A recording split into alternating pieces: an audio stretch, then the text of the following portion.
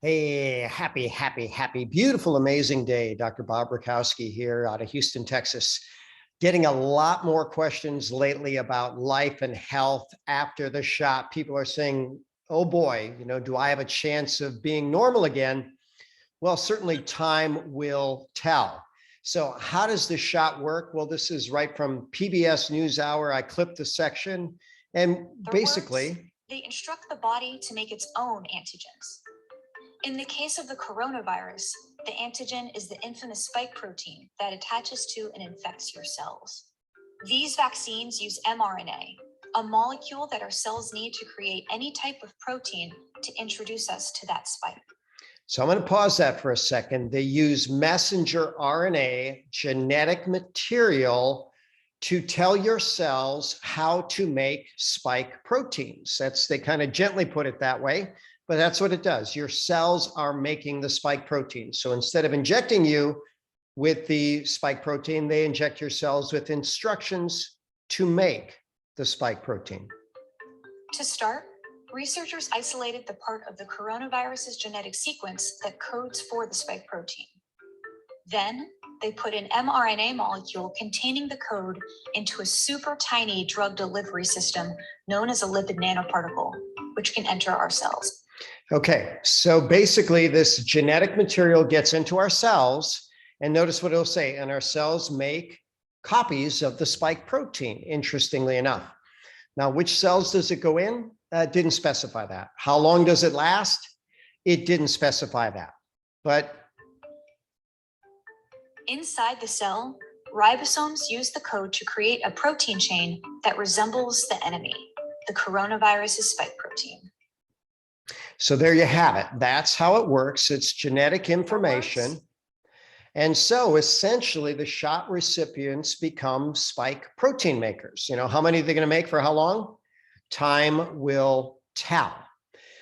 So people were saying, Bob, I heard about deaths after the vaccine. Well, I'm very, very happy to say that the fact checkers have confirmed that, Hank Aaron died a few weeks after his vaccine, but it wasn't related to the vaccine. Marvin Hagler, right? Younger. Hank Aaron was 86, Marvin was 66. But again, the fact checkers confirmed, nope, the fact that he got the shot had nothing to do with the fact that he died. But here's an interesting thing that they started looking at with these vaccine that used messenger RNA.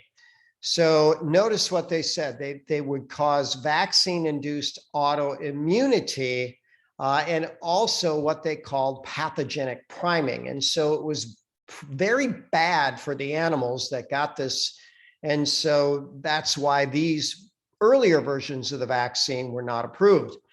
So this doctor said, you know what, maybe we can get past that. Maybe if we just make everybody immune to the virus so they don't get a viral infection, that will eliminate that challenge of the pathogenic priming. And he's a big fan of zinc and quercetin and things like that. He's also a fan of vitamin D. And I have heard people that have really looked at a lot of cases say the top 3 things that they want to do to prevent a future infection: vitamin D, vitamin D, and vitamin D. So they certainly emphasize the importance of that. You can get your vitamin D tested very effectively. I like numbers around between 80 and 100. So that's the functional medicine bias. By the way, you can make vitamin D if you get out in the sunshine, but it requires sun on the skin and then liver and kidney function to make vitamin D. And then also some pretty good data about zinc. And zinc basically inhibits replication of the viruses. And so this replication that would happen doesn't happen when there's really good zinc status. And it says it's really, really good for immunocompromised and elderly. I like to think of an immune system kind of like the Rock, and he's got a little fly flying around him. He says, look, don't even think about it, right?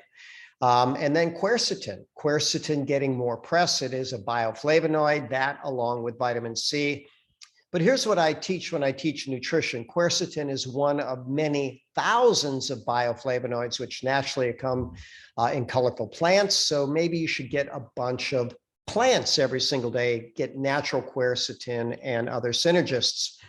This was an interesting article about things that they were known to be effective against this virus. I won't mention any of them, but you can look it up. You can see things that are effective for it.